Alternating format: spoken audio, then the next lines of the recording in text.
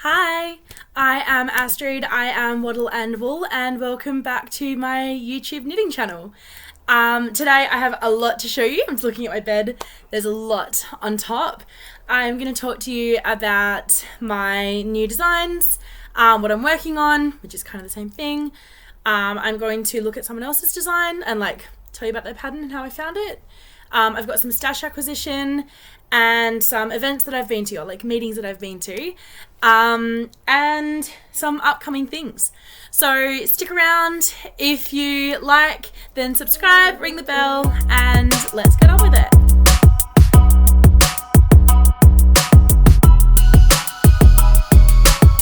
So one of the first things to show you is out of the Scheepjies yarn. And this is the stonewashed. It is acrylic and cotton, so it's 78% cotton, 22% acrylic. And I use this. It's got like a slight fluff, not like a halo, but just like a little gentle fluff. And I use this to knit a couple of things. So my niece is named Willow Winter Rose, and she is adorable. And my cousin, her mum, asked me if I could knit a few things for her. Of course, I said yes, because I love just knitting for people who I know will enjoy it. And the theme for Willow is Easter Bunny, or is bunnies. So I've knit her, I need to weave in the ends, a really cute little bunny hat beanie thing. It's so cute. So I totally made up the pattern on my own, which, it's just a beanie, and then I, up here, instead of everything decreasing in for the proper beanie hat, which would actually be about here if I did it properly, I kind of split it into three. I decreased the middle so it's got a cute little point, and then I made sure to have equals for the sides, and then I knit ears on them. So these have got an increase and then a decrease. I did do some colour work, so it was in the round. Even though this side here is only pink and this side here, so I think this is like Rose, what was this one? Rose Quartz. And then this one here is like sandstone or some other colour. I'll put it down below in the comments. In the description. But in carrying it around, because obviously you have to have it floats, in English, you have to carry the floats whenever you have colour work or two strands. So I am naturally quite a tight colour work knitter, and I started noticing that I was pulling it and it was getting these indentations, and I actually really like them for this. So if you wanted to do it properly, then just don't pull as tight as I do. But if you wanted to get the same effect, I'm actually thinking of writing up this pattern with little dots where you can carry the yarn and pull a bit tighter, and then it's going to get this sort of almost ribbed effect. So if you think that that would be a useful part for this pattern, if you really like the textured ears, let me know to add the texture in the pattern, because I think it is absolutely adorable. So this is going to be a little Easter bunny hat for little Winter, little Willow Winter, that's English. And I just think they are so adorable. I made sure that the ears were longer than the hat itself, so that when she was wearing it, they would kind of flop around. And it was such a quick knit. It was it took me maybe 3 days not working at it very hard. So I definitely recommend this, which will be written up very soon, in time for Easter. So if anyone would like to test knit this as well, for maybe a niece or a nephew or their own child, let me know, because I like test knitters and I think that would be really useful. So along with this, I thought I would do a little outfit. So I'm still thinking of a jumper or a jacket or something to go with it. I just haven't found the perfect one. But I did find the perfect bloomers. Now these were found on a knitting, a Facebook group. So I think it was Knit and Chat or Addicted to Knitting or something along those lines, where someone posted up these bloomers. And I saw them and I loved them. So I raced over to Ravelry and then I bought them, hoping to get a chance to knit for Willow. And then I did. So I knit up these bloomers. So they are called the They're by Knitting for Sif, and they are the Erantis Ruffle Bloomers. And they are so cute. So that's what they're meant to look like. I still need to put some elastic in. I didn't want to do an I-cord. I just thought, as someone who doesn't have kids, elastic sounds a lot easier, so I'm doing elastic. Yeah, so these are super cute. Now, I had a couple of issues with the pattern. Some of it was user error and some of it was the pattern. So I'll tell you about that now. First up, so this is what they look like. They're just so cute. Like, oh, they're so adorable. You know when like things are really cute and you want to squish them? Like babies, it's kind of like, but like it's because they're so cute. Yeah, I want to do that with these. They're so cute. So you can see that I've left room for the elastic to come in. So it starts off with a rolled hem. You cast on however many and then you knit it and then you roll it over. I found this super easy. I love the inside of it. It just looks I mean, it is seamless, but it looks seamless. Like it's such a nice effect. And I automatically started thinking about how I can play with this idea in like beanies or something because I just love it. The pattern calls for 2.5 millimeter needles. And one of the reasons why I hate socks is because of tiny, tiny needles. So there is no way I was going to knit this with tiny, tiny needles. No. So what I did was I decided that I would go for the 6 to 9 months one, even though she's about to be a year old and she's a big little boof. But I decided to do this size and with 3.5 to 3.75 needles, knowing that that is like a size smaller. So that way I was kind of like my gauge would be a lot bigger. So I was sizing up. I don't have any experience or hardly any experience knitting for babies. So I don't know their proportions. I don't really know. These look like they'd fit a little chunker. So I'm quite happy with them. The legs are quite generous. So I'm quite satisfied that Baby Boof could fit in them. And like a decent nappy size is in there as well. So I'm hoping that it works. And you know, like babies have always got that really cute little pot belly. Or if you want to tuck a shirt in, there's enough room in here for it to fit. So I tried to make sure that it was going to be okay, even though I was knitting on bigger needles. So I cast on, I did the folded hem, and then I realized that I had under cast on. So I had to cast on something like 120, and I'd only done 110.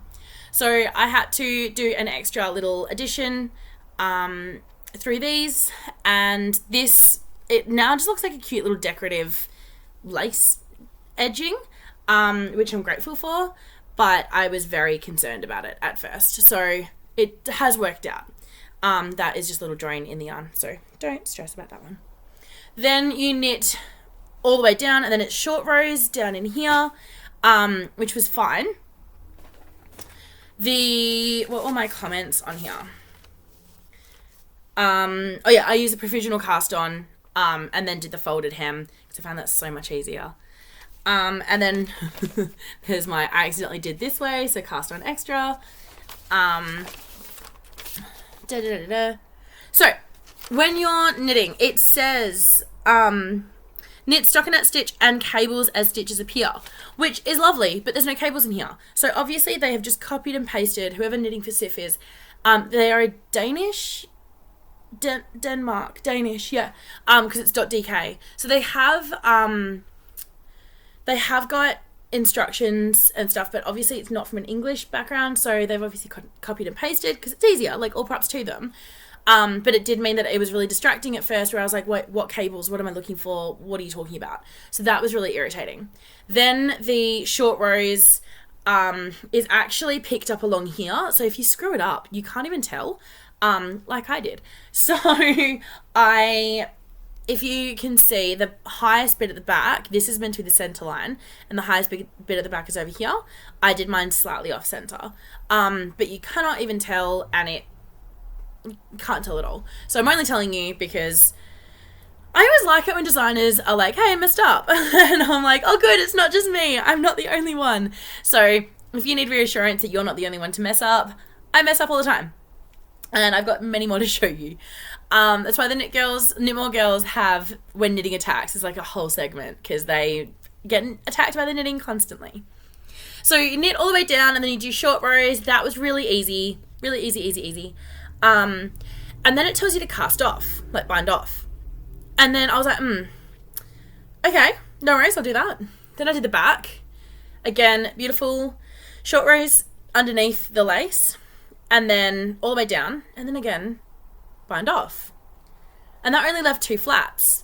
And then it was like pick up for the legs, and that would be a circle. And I was so confused because it made no sense. And I read through the rest of the pattern, and it said nothing about sewing them together. So I undid all of the bind offs, and then I did them in a 3 needle bind off. So I find this the easiest one, but I would like it for like a shoulder. And so I'm a bit concerned that this is for bloomers. Although I'm guessing babies would have nappies. I don't think a 1-year-old would be toilet trained. I doubt it. Actually, funny story about that in a second. But yeah, so this, I did a 3 needle bind off, which I know does sometimes chew up a bit of the fabric, like it eats it, it puckers it in. But it was the nicest ending that I could think of at the time. And I was a bit frustrated, to be perfectly honest, that the pattern didn't explicitly tell me what to do, because that's why we have patterns, right? So it was good for me to do it, I guess, to learn how I need to do things in my patterns. That was good. Then you pick up and you do the ribbing. It says pick up however many stitches evenly across, and I hate picking up stitches just because I never feel like they look that even. Now I know that I'm nitpicking at myself because from back here it looks fine, but I don't like it. And yeah, I'm not a fan. This bit here, I've left a massive tail. Wait, where are we?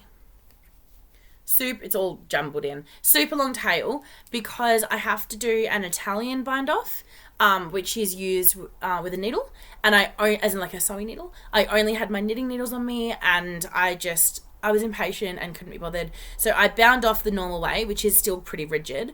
And then I just left a long tail and left it because I'm not really going to push myself on that.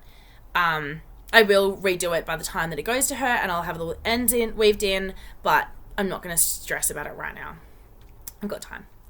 Then the last thing you do is you add on the lace. So this was super cute. You pick up all the stitches. You at one point you have to do a like purl through the back loop stitch, which obviously twists it gives a little bump, and it makes it really easy to pick up. So I love that. Again, totally thinking of how I can add that to my designs because it was such a good idea. Although I managed to pick up that way, not that way. So I started knitting and I was like, this is inside out. What are you doing, Astrid? And then I had to undo it all and then pick up. So that was just irritating, but that was totally my own user error, not at all the pattern. And then you start knitting, and then you get to a point where you start doing the lace. Now, this lace is beautiful. Don't get me wrong. It is absolutely stunning, and I really, really enjoy it. But this Fruit Loop of a thing, ugh. It's called like 9 in 3 or something. So it's almost like making a bubble. So you insert between 3 stitches. So instead of like a bubble you knit over 1, this one was through 3. So it's like a knit 3 together, and then you knit and then yarn over, and then you knit and then yarn over, and then you knit and then yarn over. So it's gonna be 9 stitches in total. Do you know how annoying that is? Like, and I am a tight knitter anyway, and so freaking heck, like it was just shoving and twisting, and I felt like I was getting a full-on arm workout, and I was getting so irritable. And because you have to cast on extra than is really around to make it that beautiful ruffle edge, which is stunning. Like, I'm so glad I went through the pain of doing it, but oh my goodness, it was so painful. Not a huge fan, if I'm completely honest. But I do love the finished product. So if I was to rate this pattern, which is not my pattern, I would say maybe like a 7. It's mostly clear. There are some video instructions, but overall, there's a couple of mistakes and there's a couple of areas where you had to make it up yourself. So that was really frustrating. But apart from that, I think they're going to look really cute. So now I've got to find a top or a jacket or a something that I'm going to knit out of the cotton and acrylic, because that way Nat can just throw it in the wash and it doesn't matter. And, you know, babies are going to grow out of clothes anyway, so I'm not making it out of, like, merino. So if you can think of a really cute thing that will go... Where are we? So if this is the bum and this is the head and my face is her torso, what should go in the middle? If you can think of something, let me know. Okay, what else do I have to show you? So, let's get the knit crate over and done with. Now, knit crate, obviously, with COVID and everything, has been having a rough time of packaging and shipping and getting everything.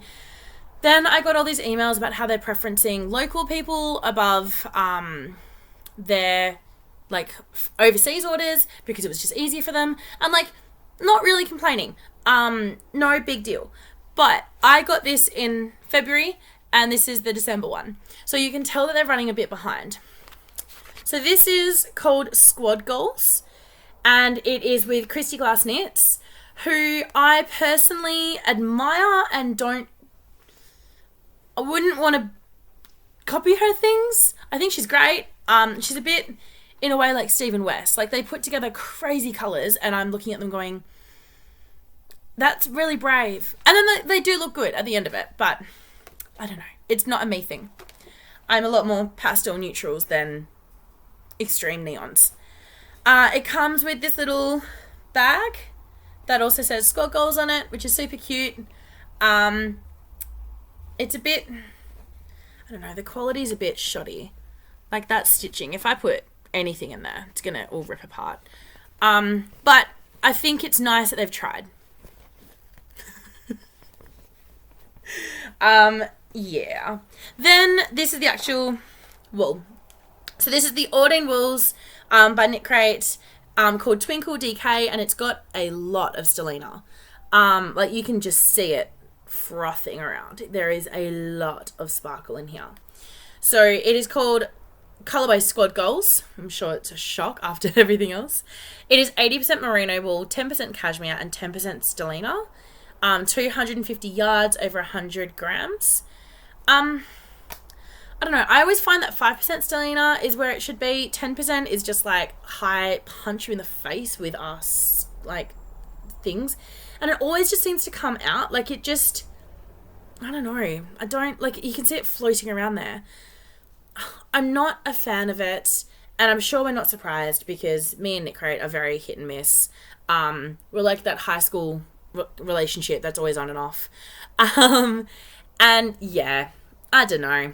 If anyone's in Perth and wants these, let me know. I'll send them out to you. I personally wouldn't keep them. They don't make me happy. And I have decided to only knit things that make me happy because what's the point? I don't knit fast enough to knit anything else, so it should only be happy things.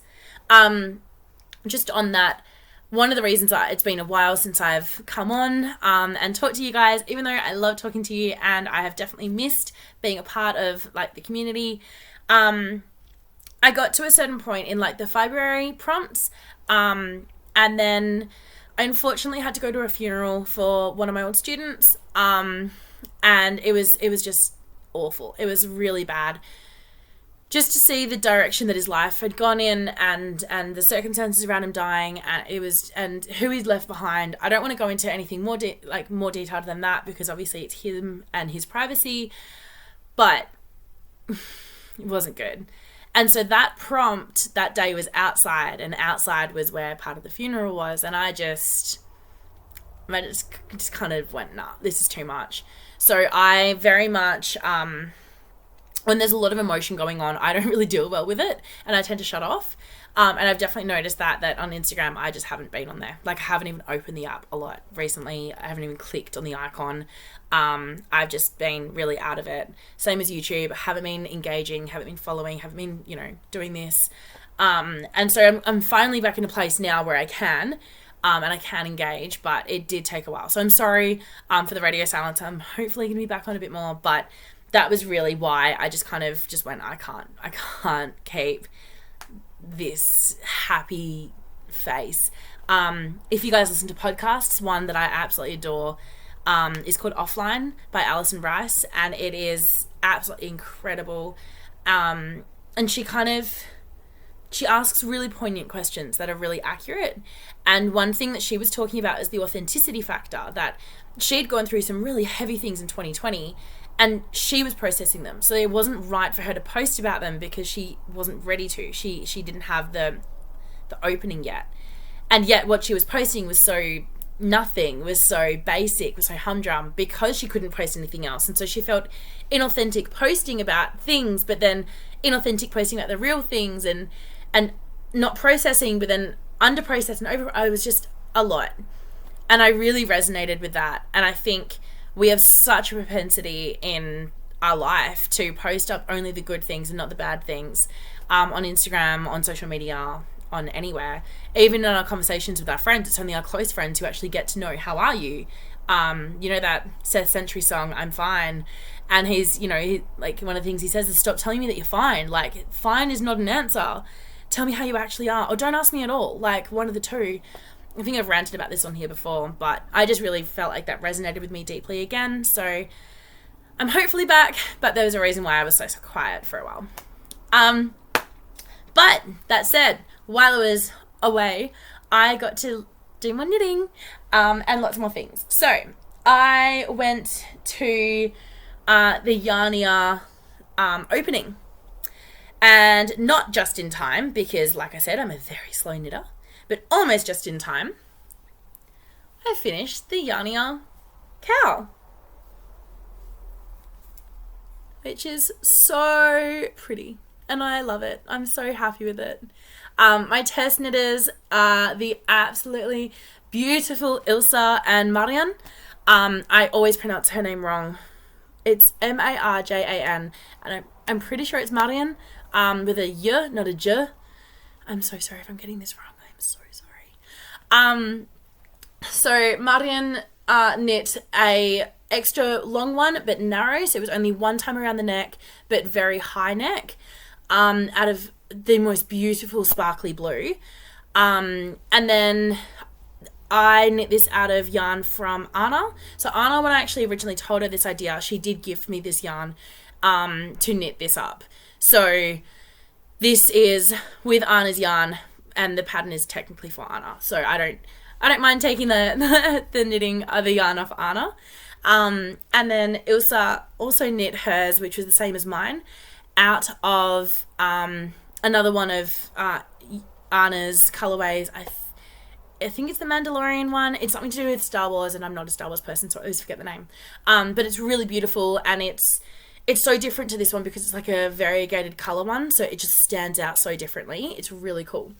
So this cowl has a few different parts to it, and again, I'll post up the inspiration picture on it, so on here somewhere, so you can see what I was inspired by. But these are the trees, like the forest of Yarnia. These ones here, down here, there's only 2 between them, and up here there's 4 because I can't count in my own pattern. And so when I put it up there, it'll actually be proper, as it should be, not the 4. So that was my bad. And then these cables and these little bubbles, I found a better way to do bubbles. So I'm going to film a YouTube tutorial and link it into the pattern so that'll be easier. So I've got another pattern coming out where I'm going to need bubbles with as well. And then this is one of my favorite bits, same as Anna, it's like our favorite part, this slit stitch line, and then back over to the other doorknob or bubble, and then the cable. So this is either the door of Yarnia, and you've obviously got the doorknobs in here, or it is Lucy and Mr. Tumnus meeting at the lamppost. So this is the lamppost as well, and having a chat, and the trees beside them are the forest, or the trees beside the picture of them talking in the lamppost. So I really love it. This is exactly what was in my brain, and it's just come to life, and it's so exciting when that happens. And I love this pattern. I also like how wide it is. I personally hate things on top of my neck. If I wanted to, like if I was really cold, I easily could, where are we? I could easily put this over one more time and it would be quite close to my neck, but there is enough room there that there is enough. So that would be, you know, if I was somewhere cold, I would definitely do that. And then, yeah, it's all nice and bundled up and I feel like you could, you know, arrange it properly and it would be really beautiful like that if I was somewhere cold, but I'm not because it is currently 20-something degrees and blue skies. So, in Australia, I don't see the need for something that cozy and warm. So I've said this is an infinity scarf version. So there's two versions. There's the high neck cowl and then there's the infinity scarf. This is the infinity scarf and I do feel like it is definitely long enough. I'm in my PJs, so please excuse this, but I do feel like they are long enough that you can get good definition. It's nice and just relaxed, nice and wide. The other change that Ilsa did was she did a picot bind off, which looks so beautiful, just as like a little extra edging, and I really, really, really like it. I've kept mine straight, but I think that the addition of the picot is beautiful. So I took this to Yarnia for the Yarnia opening with Stitchcraft and Wizardry, and I got to meet so many people that I like had heard of or seen on Instagram and never really talked to before, and a few new people as well. I tend to knit while I'm walking around or standing, and I can knit when I read.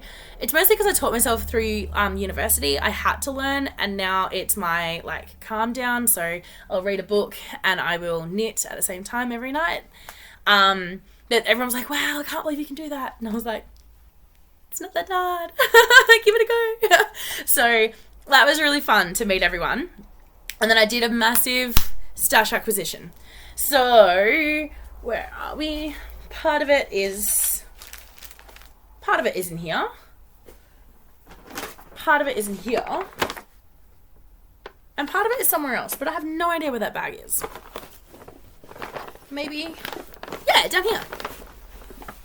So this is my Kitsch Creative bag that was gifted to me last year, and it was still so nice. I love this suede down the bottom. So I have been eyeing off the Roald Dahl set. You get everything out. So I've been eyeing off this Roald Dahl set for a while.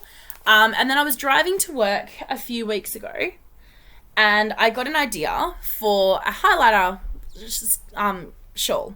So obviously these are perfect highlighter colors, and as a teacher I'm like, yep, I recognize these all the time. And I really, really, really love them. So this is all undone because, oh no, it is tangled. There we go. Helpful, Astrid. I was playing around with them and doing a lot of swatches with them, which I found super fun. So these 5 are going to be a shawl. It's going to be this way. So this is going to be the smallest, and then it goes up to the purple, partly because I don't like orange and I like purple. But I wanted to have all 5 colours. And then I saw this colourway, which I felt went perfectly with all of them. So this one here is Never Forget to Shine Bright, and Anna made this for her daughter Lily. And Lily is an absolute gem. So I think this is absolutely perfect as Lily's colour. And so I'm thinking of doing like a edging in this one, but like an actual proper decorative big edging. This is going to be a massive shawl, guys, like huge. And then maybe I've got plans for the rest of it, so we'll see how we go. But I felt like this was really, it went well with everything. It's got some of those highlighter speckles in there as well, and it just kind of flows. So keep these in mind. This is going to be like, it's called the highlighter shawl in my head, that's what I'm calling it. But they are the Roald Dahl collection. So I cannot find the name for this one, but it's the orange one. Then the yellow one is called The Twits, which is one of my favourite books. This one here is Fantastic Mr. Fox, which actually I've never read the full thing of. Maybe I should do that. Then we've got the blue one is The Great Glass Elevator, which of course is the sequel to Charlie and the Chocolate Factory. Such an amazing, amazing book. Matilda. Who doesn't love Matilda? Who doesn't love Matilda? And then this one again is Never Forget to Shine Bright. So this is a standalone. These are actually a set, but I felt like they went perfectly all together. So these are hand dyed by Anna, who of course I absolutely adore and get everything she does because she's amazing. And then where would my little swatchy swatch be? Not here. Honestly, you'd think I actually want to have things ready when I podcast, but no. Alright, then I bought 3 skeins. One of them is currently being used in the swatch. Not the whole thing, just part of it. 3 skeins of Birthday Fun at the Wonkers. Now I saw someone else have this and it looked a little bit too green. Like the base of it looked really green. And I was like, do I want this? But then when I saw it in person and it was definitely not green and I was like, yep, I definitely do want this. So this is, it's just fun speckles. And I never thought I was into speckles, but it turns out I am. And I can't wait to knit this. I decided I was going to do a top, like a jumper style top. And then I started swatching. So this was my swatch, swatchy poo. Here we go. So this is my process. So I started off down here with colour work. No, this was a mosaic. So this was slip 3, knit 3, slip 3, knit 3, alternating colours, and it just didn't stand out. It didn't look great. I mean, okay, to be fair, trying to put not full colour speckles on speckles, I'm going to have a hard time anyway, and I knew that. So I was prepared for some colour shifting. I didn't really mind what was going to happen, but I wanted it to stand out and still be really noticeable that it was 2 beautiful skeins, not just one swapping around. So the mosaic was out. Then I tried colour work. These are meant to be hearts. I kind of got the basic bit of it and went, nah, they just don't stand out enough. Then I did little bubbles and oh my God, I love them. I love them so much. Some of them, like that one, I don't know what's going on with that one. And then these ones, I did them really funny and they just kind of sit really weirdly. So I definitely learned how not to do a bubble. This was also because I was planning it for some of the other patterns I've got in my head / coming out / I'm doing. So I had to make sure that I was doing a good bubble. And for the Yarnia Cowl as well. Then I started thinking, I love this dropped idea. So this is really similar. Really similar to my Cutie Patootie design, which is, again, coming out soon. Nope, this is the front. There we go. Once I weave in the ends and take some photos and do all that stuff. So that dropped idea, I really love it.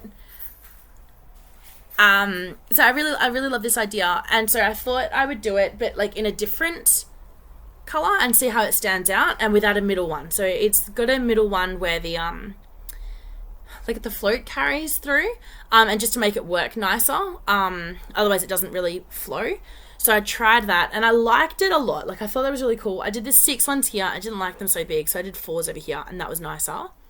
And then I thought, why not put the bubbles and the drops together? So that is what this bit up here is. So basically it's all the Willy Wonka birthday fun. And then it's one row.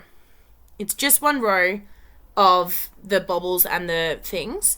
And it just has such a cool effect. So I thought this would be really fun for a textured jumper. So now I've had to tell Anna, hi, I need more, please, more birthday fun. It'll take me a while to get around to it, so I'm not too stressed. But I was thinking about, like, mental health and all that kind of stuff, and about doing what I love and making sure it is what I love. And again, kind of going off the back of my student's funeral and everything, making sure that my life is fulfilling and has meaning and that it's not just about what I used to do or, that it's deep every day and that there's something I'm doing every day that I love, that I can't go to sleep and go, oh, today was crap, that there's always something good. So, in that, I decided that I was going to knit for 10 minutes every day. No matter what, it has to be 10 minutes every single day. And so I'm going to start having like a streak of it. I don't want to put too much pressure on myself. Like if I do miss a day, that's okay. Make it 20 minutes the next day. That kind of an idea. But just where I'm actually getting some enjoyment out of it. So I wanted this to be my enjoyment project where I'm just knitting every day. And so I'm going to kind of have, I don't know, this is a lot. I get it. But I'm going to have the jumper and the shawl at the same time. Because I wanted to have the bubbles go throughout the whole work. And so I need to know how much to budget for the whole jumper.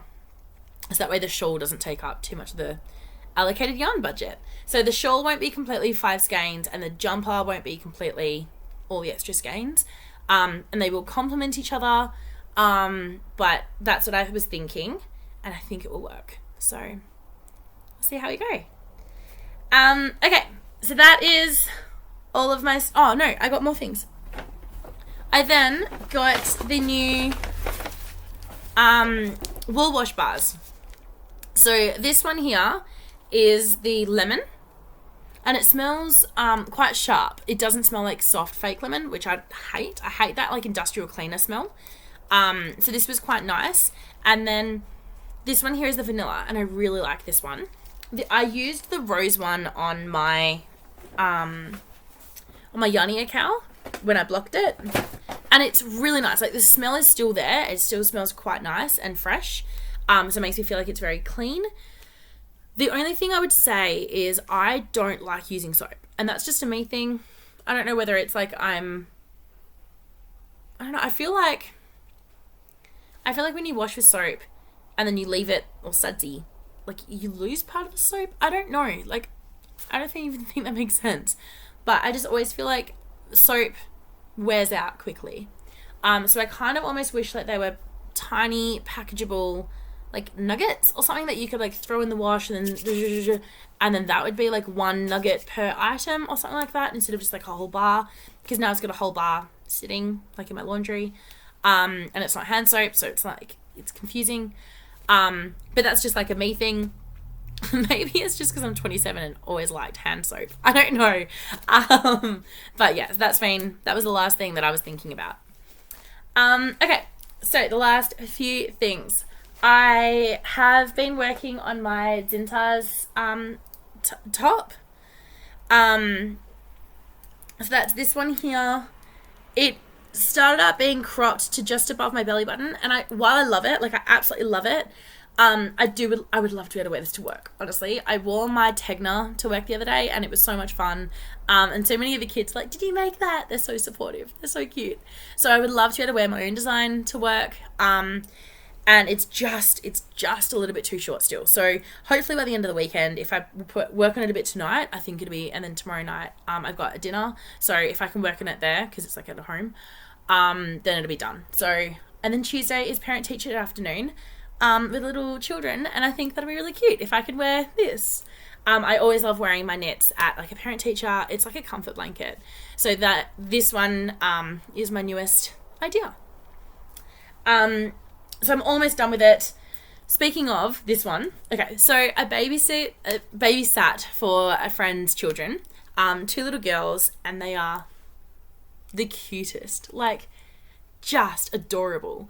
And it's so much fun because I'm not a little kid person. Like I love little kids, don't get me wrong, but I'm not around them a lot, I think, so I'm not as comfortable with them. I like holding babies and sniffing their heads and then giving them back when they poo or cry.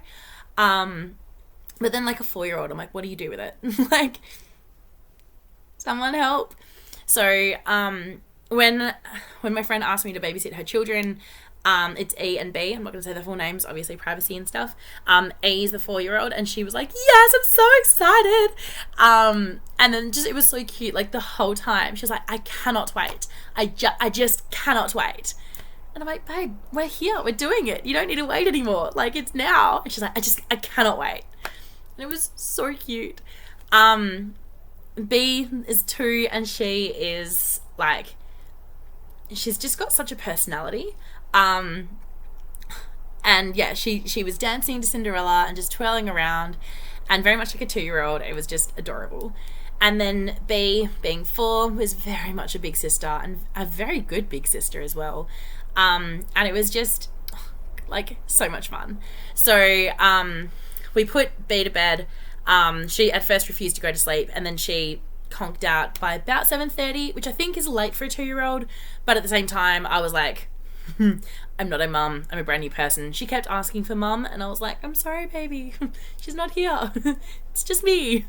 But she did give me cuddles before bed and then kiss me on my cheek, so that was really cute. And then E and I cuddled up. We watched Lion King. About halfway through the Lion King, she was like, I need to go to bed, and just toddles off to bed. And I was like, cool, this is the easiest babysitting job I've ever done. 2 children put themselves to sleep. So sorry. And yeah, it was great. So E sat down with me, and I had my knitting, and her mum had told her that I knit, and I think her nanny knits as well. So she was very excited by it, and she asked if I could teach her. And I was like, yes. Yes, so much yes. Now, I have no idea what is developmentally appropriate for a child to knit or not. And so she held my needles. Now, keeping in mind, these are sharp metal needles. So her little fingers are holding metal needles, which, I mean, if I was to teach someone, I'd always give them plastic. I'd always give them big chunky yarn. This is all I had on me. Like, this is DK, but it's not beginner friendly, really. Not for a 4-year-old. So she had the job of putting the right hand needle into the left hand loop, and then I pulled the string, and then she took it out and off, and she did it perfectly every single time. And then we swapped over, so then I was the one putting in it, and she did the string, and again, perfectly. Even a couple of times she did it, you know how you meant to go like back to front? She did like front to back, and I was like, well, I can work with this. Just kind of popped it and did it. And she was just amazing. There was one time when she made a little mistake, and she goes, oh no, I made a mistake. I was like, that's okay, E. No worries, hun. Like, you know, we can redo it. And she goes, yeah, we can redo it. And then later on, I made a mistake, and she's like, that's okay. You can always do it again. Just keep trying. And I was like, woo. This amount of encouragement from a 4-year-old is just... So that was my little babysitting adventure, where a 4-year-old did something that I think was pretty darn amazing and pretty outstanding, that she could help me knit, and she did it pretty effectively. So we're not quite up to the needles and the yarn. I think that's too much for a 4-year-old, but she did the 2 individual pieces perfectly. And then she said to me that the next time I come around, I'm allowed to help her knit again. So I thought that was a pretty big win for both of us. Yes, so that's what I've been working on. The other thing I'm about to start working on is this, which looks like nothing. So this is a scarf idea that's been in my head. I have 4 of these. 3 of these? I have 3 of these and 1 of these. And so 3 of the grey and then 1 of the white. And they're both the harvest worsted, made in Turkey, extra fine superwash merino. So they're a worsted weight. They are 100% superwash merino, made in Turkey. They're really, really, really nice. They've got a good weight to them, like a good heft. And so I was thinking about this, and I really wanted to make a like a cowl kind of design. Just using monochromatic idea, a little bit of mosaic in there, but everything in the round. So really simple. And so I figured that these would be perfect. I like having a project to leave at school, that if I'm marking or something, or just have like a morning where I'm just not going well, I can pick up my knitting and I can relax and I can center myself, and then I'll be good again. So this is my work project. I hand wound this the other night when I wanted to touch yarn and I didn't want to be awake, really. I'm sure we've all had those times. So I just wound it very, very badly in bed. Like it doesn't look too bad outside. I promise you. There's all sorts of crap going on outside in the middle of this. And so I've got to hand wound this tonight as well, and then I'll be ready to go, and I'm going to leave it at work and let it be my little project. And then the last thing that I'm doing is a new design for my housemate's birthday. So she knows about it, so she's probably able to hear, but it's okay. So she picked this design, which I love. And I'm slightly modifying it because, you know, make it your own. And so it's going to be the base of a summer, spring-ish style top. So this is, oops. Where are we? Here we go. This is the outside, the bottom of it. Just like that. So it's coming into the bit where it joins in, like the bouquet is held by some string. And then it's going to come out and be flowers, and then it's just going to be a simple stockinette from the top. It's got this really fun twisted rib down here, which I love. So this is actually, no, hang on. That's the inside. You're looking at the inside. Why am I showing you that side? This side is much nicer. There we go. So there's there's the twisted rib side. There's the bouquet that's starting to be held, and then it comes out. I did quite a bit more of this. So I was almost up to the bubbles. So I would probably knit another, I'd say 9 rows on this. So I was feeling pretty accomplished, feeling pretty good. And then I looked at it and I realized that my 4.5mm needles were massive, and it just, on fingering with this kind of design, it looked so crap. And I was just like, ugh, I have to undo it. So I signed up for Luke, I don't know his last name, from the Wool Enthusiast, Gilligan? No, that's like the island. I don't know. Luke something, his webinar on Math for Knitters. So a lot of the people on the webinar was all about, they wanted to do, like, modify their own patterns, as in, like, they wanted to get a pattern and then modify it based on gauge or whatever, whereas obviously mine is more designing, engaging it, making sure it's effective. One thing that Luke is really passionate about that I completely agree with is the difference between back size and front size. So obviously I've got a bit of a bust. I'm 44-inch circumference, but my front size is much bigger than my back size, which means that if I'm going to make something in an even raglan, it's going to have extra fabric at the back. So I've been trying to think about how to change it. I think that's what I didn't like about my Yarmala jumper. It sits so funny, and I wasn't liking it. So, yeah, redoing it, I've been really conscious of the front versus the back size, and for all the different sizes, because everyone, you know, like, obviously I design a lot more stuff for females, and females have got certain curves, but even males, they've got more of a chest than they do a back, and so unless they work out very strangely, they're going to have more of a front than a back. And so making sure that all my patterns are fair for people to use. So I made that a really conscious effort. And so I was watching the webinar, which was great. It was at 1 o'clock in the morning for me, and it finished at 3 a.m. So I was dead tired. But yeah, so watching it, and then I kind of get to like halfway, and I look down, and I'm pretty sure my face was absolute disgust. And it was when Luke was like, does anyone have any questions? And my face is like, this piece of crap. And like, I felt so bad. I hope Luke didn't feel like I was having a go. But then I basically just spent the whole time ripping out all my work. So I was listening, but I was also like so distracted. But it was really, really, really good. So just on that, if anyone ever has an interest in taking a class for learning how to be a better designer or knitter or tech editor, I 100% recommend Luke. He's awesome.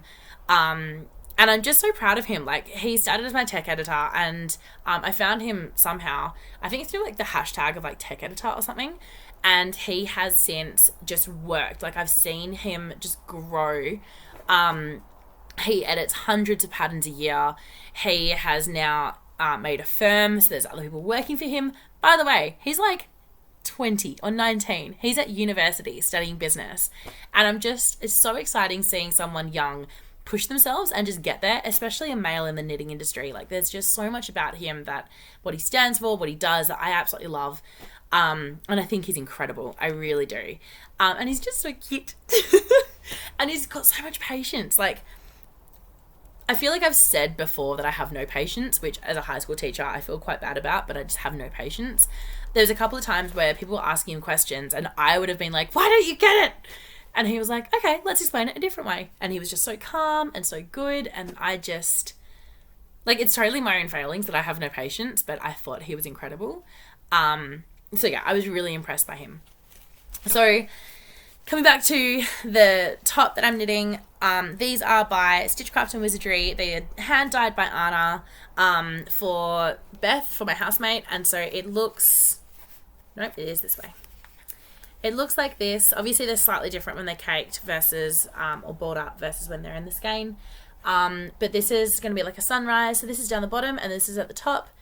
And I just think they are absolutely perfect. And Anna made sure to dye that each one of them have colours from the other in them so that they really integrate as nicely as they can. So I think they're going to be absolutely stunning on my housemate. So we'll get her to model them very soon when I finish. And then I will be definitely wanting test knitters for this because I would love to be able to actually put it up as a proper design. So if so far it interests you, it's going to be almost like a Tegna style, lace at the bottom or texture at the bottom, and then just a simple top, short sleeves. It's going to be super quick at the top. It's just the bottom is fun, like it's interesting. So if you would like to test knit that for me, let me know. If you would like to test knit the Dzintars with some nice DK, it takes about 3 skeins. Let me know. If you would like to test knit the baby headband, let me know. If you know of any good baby jumpers, let me know. Just let me know things. Okay, the last thing to say. So the other day, well, the other podcast, I was talking about, ooh, hello sun. I was talking about how I'm always scared to touch the pretty yarn. And I was talking about this one here, which is the GarnSurr that my friend Hannah gave me from Norway. So I am, well, Hannah watches this. I can't say too much. I can say I am in my head mentally curating the next pack to send to her, and I've got some really cute ideas. So because she just gives me the most beautiful yarns, and I have to make sure I'm getting her really good stuff too. So this is the GarnSurr Bustin Kid Silk, hand dyed by refugee women in Norway, which amazing. I think Hannah got this when they were closing down, or it was like a end of sale. It is 69% silk, 22% mohair, 9% polyamide, 350 meters over 100 grams. So I was thinking, because I've said before, I'm really scared of playing with this one because it has to be for a good occasion. It's just so pretty. And then I was looking through my stash and I was like, what would I have that would match this? And I couldn't see anything. I kept holding them up against like these. And I was thinking maybe this Surrey alpaca, but it just doesn't seem to flow. And the halo of this contrasted with this, and it was too dark and too blue. And then I was thinking a contrast color, but then this has already got yellows and blues and greens and browns, and like rust and even some almost purple. It would have been too much. So I wanted to pick a nice base color, and then I saw this. So this has been in my stash. This is like deep stash. This is from Bilby Yarns. So Bilby Yarns is an Australian, or like a Western Australian spinning store. They do sell some hand spun yarn. So this is one of the hand spun. This is in definitely a fingering weight, but I have no details of it. I have absolutely none. They didn't have any details when they sold it to me. So I don't know how many meters this is. I can weigh it, but that's not going to tell me anything. So I'm just going to assume it's a standard fingering. And I just decided that these two together were absolutely glorious. And there's more than enough of this that I would have plenty left over if I wanted to do something pairing these two. So I'm not yet ready to announce anything, even though I'm kind of talking about it now. So maybe just to get you thinking. as I play with it and push it together and around. I really want these to be a thing. And I'm thinking a nice shawl of these two held together, like a one skein shawl, because that way I could know that it would be the same amount as this. Yeah, because I just genuinely have no idea how much meterage this is, which is the only problem with handspun. When you buy handspun, like, you never know. Or, you know, there's ways to figure it out, but I don't have the materials or the knowledge or know-how to figure it out properly. And even then, from my understanding, it's a lot more approximate than anything else, and I just don't know. So I thought of pairing these two together, and then I could know for everything else that I've got roughly what it was going to be. And I figured that these colours go really well together. And this on its own is really nice, but it's an Australian wool. It's I think it's merino, but it's a bit of a rougher kind of one. It's not as silky soft, like it's not next to skin soft on its own. And so I figured with the merino in this and the silk, it would soften it up and become really nice. So I'm thinking of doing a knit along when I get onto this. So let me know what you think. I know Hannah kind of suggested it, so I'm kind of following along her idea. But of a special skein knit along. So you pick your special skein and then you do anything you want with that special skein. So this would be my anything I want. So I've got to start designing it and thinking of it, but this is what I'm thinking of doing. So if that sounds good to you, let me know. If you like this colour combination, let me know. If you think I should choose a different colour, let me know. I have no idea what I'm doing. Pretty much at all points and at all times. So that's about all I've got at the moment. Lots of stash. I've just put a order in for Louie and Lola yarns, which looks so much fun.